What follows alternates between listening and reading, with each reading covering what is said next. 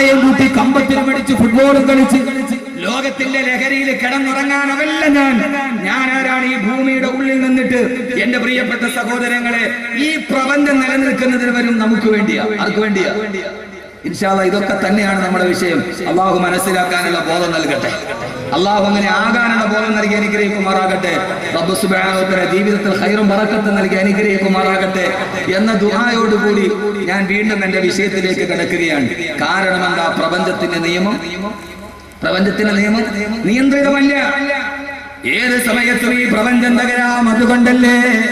അതുകൊണ്ടല്ലേ അള്ളാഹുവിന്റെ ഖുർആൻ ഏറ്റവും പ്രധാനപ്പെട്ട വാണിംഗായിട്ട് പറയുകയാ. ഖുർആൻ തന്നെ പറയുന്നതല്ല, ഈ ഖുർആൻ ഒരു മുന്നറിയിപ്പാണ്. ആർക്കെന്നറിയോ? ഇന്നഹു തദ്കിറ ഫമൻ സദകറ. ഖുർആൻ പറയാണ്, മനുഷ്യ, നീ വിചാരിച്ചതുപോലെയല്ല കാര്യങ്ങളുടെ കിടപ്പ്, നീ ചിന്തിച്ചതുപോലെയല്ല. ഇന്നഹു തദ്കിറ, ഇതൊരു മുന്നറിയിപ്പാണ്. ആർക്കാണ് മുന്നറിയിപ്പെന്നറിയോ? ഇന്ന ഫീ ദാലിക ലദിക്റ ലിഉലിൽ അൽബാബ്. ചിന്തിക്കുന്നവർക്ക് മുന്നറിയിപ്പായി, ജീവിതത്തിന്റെ നന്മയുടെ പാതയിൽ നിലനിൽക്കാനായി. അതുകൊണ്ടല്ലേ പ്രപഞ്ചത്തിൽ നാം ജീവിക്കുന്ന ഭൂമിയെ കുറിച്ച് ആദ്യം ഞാൻ പറയുക, ബാക്കിയുള്ളത് പിന്നീട് പറയണ. സമയം കിട്ടിയാൽ പറയാം. അള്ള പറയുകയാണ്, ഈ പ്രപഞ്ചത്തിലെ ഏറ്റവും പ്രധാനപ്പെട്ട സിറ്റിയല്ലേ നമ്മുടെ ഭൂമി.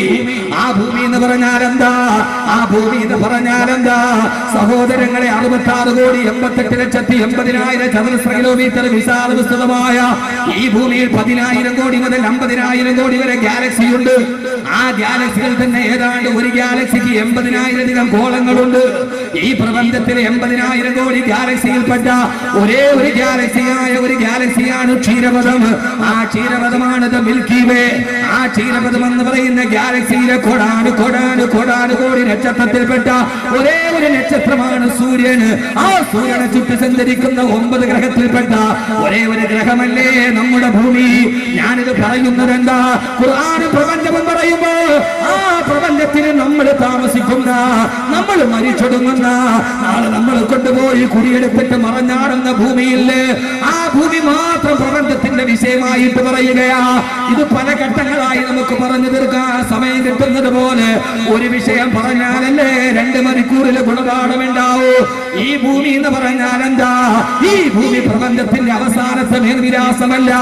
ഞാൻ പറഞ്ഞല്ലോ, 80,000 കോടി ഗാലക്സിയിൽപ്പെട്ട ഒരേ ഒരു ഗാലക്സിയായ ക്ഷീരപഥത്തിന്റെ കോടാനുകോടി നക്ഷത്രത്തിൽപ്പെട്ട ഒരേ ഒരു നക്ഷത്രമാണ് സൂര്യൻ എന്ന് പറഞ്ഞാൽ, സഹോദരങ്ങളെ, കോടാനുകോടി ഗാലക്സിയിൽപ്പെട്ട ഒരേ ഒരു ഗാലക്സിയായ ക്ഷീരപഥത്തിന്റെ ഒരറ്റത്തിൽ നിന്ന് മറ്റേ അറ്റത്തേക്ക് ഒരു മനുഷ്യൻ നടന്നു പോയാൽ 6700 പ്രകാശ വർഷം കഴിഞ്ഞ് ആ മനുഷ്യന് ഒരൊറ്റ ഗോളത്തിന്റെ മറുഭാഗത്തെത്തുമെങ്കിൽ എത്രയോ വിശാലമായ പ്രപഞ്ചമാ. ഒരു സെക്കൻഡ് കൊണ്ട് 2,99,792.5 കിലോമീറ്റർ ഒരു സെക്കൻഡ് കൊണ്ട് സഞ്ചരിക്കുന്ന പ്രകാശം 7,600 വർഷം ഇതേ വേഗതയിൽ സഞ്ചരിച്ച എവിടെ എത്തുമോ അത്രത്തോളം വിശാലമാണ് ക്ഷീരപഥത്തിന്റെ ഒരേ ഒരു വലിപ്പം എന്ന് പറഞ്ഞാൽ. ആ ക്ഷീരപഥത്തിലെ ഗോളങ്ങൾ മുഴുവനും ഒരാൾ എണ്ണാൻ തീരുമാനിച്ച ഒരു സെക്കൻഡ് കൊണ്ട് 1 എന്ന് പറയുന്ന വേഗതയിൽ എണ്ണിയ പൊന്നുമോനെ 2,500 വർഷം കഴിഞ്ഞാല് ഒരു സെക്കൻഡിൽ 1 എന്ന എണ്ണത്തിൽ എണ്ണാൻ തീരുമാനിച്ച 2,500 വർഷം കഴിഞ്ഞാല് അതെണ്ണി തീരുകയുള്ളൂ എങ്കിൽ ആ ക്ഷീരപഥത്തിലെ കോടാനുകോടി നക്ഷത്രത്തിൽപ്പെട്ട ഒരേ ഒരു നക്ഷത്രമായ സൂര്യനെ ചുറ്റി സഞ്ചരിക്കുന്ന 9 ഗ്രഹത്തിൽപ്പെട്ട ഒരേ ഒരു ഗ്രഹമായ ഭൂമിയില്ലേ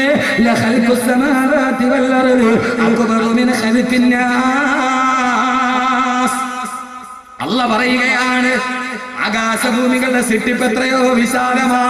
ആ ഭൂമിയെ കുറിച്ചാണ് ഞാൻ പറയുക. ആ ഭൂമിയെ കുറിച്ചിട്ടാണ് പറയുക. അല്ലാഹു നല്ല രീതിയിൽ മനസ്സിലാക്കാനുള്ള തൗഫീഖ് നൽകട്ടെ. പ്രപഞ്ചത്തിലെ ബാക്കിയെല്ലാം വിട്ടു. അതിലിപ്പോ ആകാശമൊക്കെ നമുക്ക് ഇൻഷാ അല്ലാഹ് അടുത്ത വല്ലപ്പോഴേ വരുമ്പോ പറയാം. ഇപ്പൊ ഒന്ന് പറയാം, ഭൂമി. പ്രപഞ്ചത്തിലെ ഭൂമിയുടെ മേൽവിലാസം മനസ്സിലായ ഇവിടെ BSc കഴിഞ്ഞാൽ B.Ed കഴിഞ്ഞാൽ പിന്നെ ഖുർആൻ പടഞ്ചനായി, മൗലൂദ് വളർത്തിയിടേണ്ടതായി, പിന്നെ അവൻ വലിയ ആളായി. പൊന്നുമോനെ നീ ആരാ? നീ ആരടാ മോനെ? നീൽ ആംസ്ട്രോങ് എന്തേ ചന്ദ്രനിൽ കാല് കുത്തി? ചന്ദ്രനിൽ ഇറങ്ങി നിന്നവരെ നിങ്ങൾ എവിടെയും കെട്ടുന്നുണ്ട്. ചന്ദ്രനി മനുഷ്യൻ കാലുകുത്തി. അതെന്താ കാലുകുത്തി എന്ന് പറയുക? ചന്ദ്രന് കാല് കുത്താൻ പറ്റൂല. അതുകൊണ്ട് തന്നെ ചന്ദ്രൻ അന്തരീക്ഷത്തിൽ സാന്ദ്രത കുറവാണ്. അതുകൊണ്ട് എത്ര വെയിറ്റുള്ള സാധനം പഞ്ഞു പോലെ അവിടെ പറന്നു നടക്കും. അതുകൊണ്ട് ചന്ദ്രനില് ഇപ്പോ നാസയിൽ അത് പറയാൻ കേട്ടോ, പേടിക്കണ്ട, ശാസ്ത്രമൊന്നുമല്ല എന്റെ പൊന്നു സഹോദരങ്ങളെ. നാസയിൽ പുതിയ ഗവേഷണം നടക്കുക. ചന്ദ്രനിലേക്ക് തീർത്ഥയാത്ര പോകുന്നുണ്ട് ആളുകൾ. 2 വർഷമായിട്ട് പരിശീലനത്തിലാണ്. ചന്ദ്രനിൽ കാല് കുത്തണമെങ്കിൽ 2 വർഷം പരിശീലനം നടക്കും. 2 വർഷമായി അമേരിക്കയിലെ വീട്ടമ്മ സൂപ്പർ മാർക്കറ്റിൽ പോയി പർച്ചേസ് ചെയ്തപ്പോൾ നെസ്ലയുടെ കവർ കിട്ടി. കാഡ്ബറീസ് നെസ്ലയുടെ കവർ കിട്ടി. അതിന്റെ സ്ക്രാച്ച് ആൻഡ് വിൻ മത്സരമുണ്ട്. സ്ക്രാച്ച് ചെയ്തപ്പോൾ കിട്ടിയ 1ാമത്തെ പ്രൈസ് ചന്ദ്രനിലേക്ക് വിനോദയാത്ര പോകാൻ അവസരം കിട്ടി. ആ പെണ്ണ് 2 വർഷമായിട്ട് യന്ത്രം കെട്ടിയിട്ട് ചന്ദ്രനിൽ കുത്താനുള്ള പരിശീലനത്തില്. ഒരൊറ്റ രാത്രി കൊണ്ട് ചന്ദ്രനിൽ പോയി കാല് കുത്തിയിട്ട് ഒരൊറ്റ മനുഷ്യരേ ഉള്ളൂ, നബിയുനാ റസൂലുള്ളാഹി. ഒരു പരിശീലനം വേണ്ട. അതാണ് പ്രവാചകൻ സല്ലല്ലാഹു അലൈഹി വസല്ലമയുടെ മുഅ്ജിസ. ഭൂമി എന്ന് പറയുന്ന ഗോളത്തിന് ഞാൻ പറഞ്ഞ മനസ്സിലാവുന്നുണ്ടോ? ചന്ദ്രന്റെ കാല് കുത്തിയ മനുഷ്യനുണ്ടല്ലോ, ആ മനുഷ്യൻ പോലും അമ്പരപ്പോടെ നോക്കിയിട്ട് പറഞ്ഞെന്താ? ആരാ നീൽ ആംസ്ട്രോങ്? ആരാ? ആദ്യമായിട്ട് അപ്പോളോ വാഹനത്തിന്റെ 8ാമത്തെ പടിയിൽ നിന്ന് 9ാമത് കാലെടുത്ത് വെച്ചത് ചന്ദ്രനിലേക്കാ. ചന്ദ്രന്റെ കാല് കുത്തുമ്പോ നീൽ ആംസ്ട്രോങ് ആദ്യം കുത്തിയ കാല് ഇടത്തെ കാലാണ് കുത്തിയത്. ദൈവത്തോടുള്ള വിരോധം കാരണത്താൽ, ദൈവവിശ്വാസിയല്ലേ വലത്തെ കാല് കുത്തും. ദൈവത്തോടുള്ള വിരോധം കാരണത്താൽ ഇടത്തെ കാല് കുത്തിയിട്ട് നീൽ ആംസ്ട്രോങ് ചന്ദ്രൻ ഇറങ്ങുമ്പോ ആ നീൽ ആംസ്ട്രോങ് 48 മിനിറ്റിലാണ് ചന്ദ്രന് നിന്നത്. അവസാനം തിരിച്ചു വന്നപ്പോ പത്തലേഖരോട് നീൽ ആംസ്ട്രോങ് പറഞ്ഞിരണ്ട, ദൈവത്തോടുള്ള അന്ധമായ വിരോധം കാരണത്താൽ ഇടത്തെ കാല് കുത്തി ചന്ദ്രൻ ഇറങ്ങിയവൻ പറഞ്ഞിരണ്ടാ.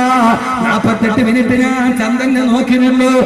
ആംസ്ട്രോങ്ങിന്റെ വാക്കുകളെ കടമെടുത്ത് പറഞ്ഞാൽ കളിപ്പാട്ട കടയിൽ കയറിയ കൊച്ചുകുട്ടിയെ പോലെ എന്തെന്നറിയാതെ അവിടുത്തെ സിറ്റി വൈഭവം കണ്ട് ഞാൻ നോക്കി നിന്നു. സാക്ഷാൽ നീൽ ആംസ്ട്രോങ് പോലും പറഞ്ഞു പോയാ ഈ പ്രപഞ്ചത്തിന്റെ പ്രതിഭാസമില്ലേ സഹോദരങ്ങളെ? പടച്ചറപ്പിനെ തിരിച്ചറിയണോ? ഈ ഭൂമിയിൽ മാന്യനായി ജീവിക്കണോ? പടച്ചറപ്പ് ഭൂമിയെ കുറിച്ച് പറഞ്ഞത് മാത്രം കേട്ടാ മതി. എന്താ ഭൂമി എന്നറിയോ? ആ ഭൂമിക്ക് 3 പ്രത്യേകതയുണ്ടെന്ന് അല്ലാഹുവിന്റെ വിശുദ്ധ ഖുർആൻ.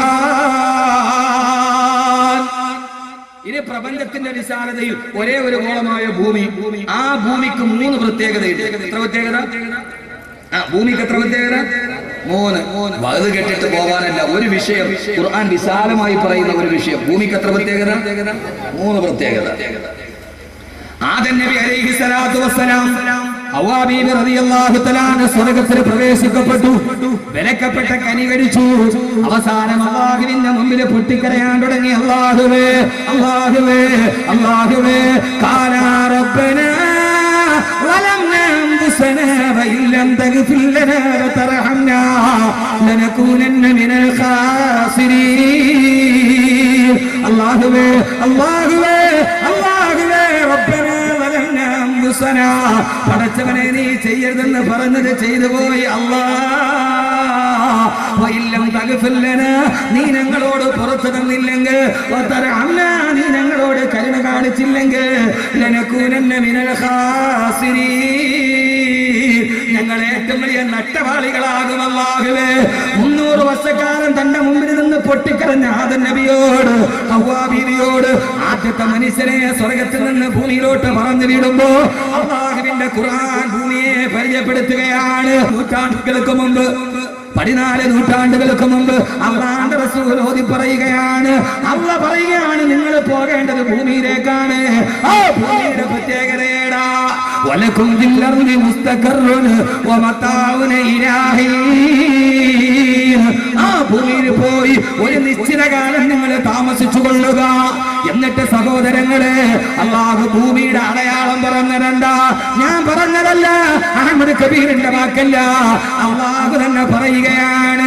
ഖാല ഫീഹാ തഹ്യൂന വഫീഹാ തമൂതൂന വമിൻഹാ തുഖ്റജൂൻ. അല്ലാഹു പറയുന്ന ആദമേ ഹവ്വാ ദമ്പതികളെ അലൈഹിമുസ്സലാത്തു വസ്സലാം, ഭൂമി എന്ന ഗോളത്തിലേക്ക് നിങ്ങൾ പോയിക്കൊള്ളുക. ആ ഭൂമി എന്ന ഗോളത്തിന്റെ പ്രത്യേകത എന്താ?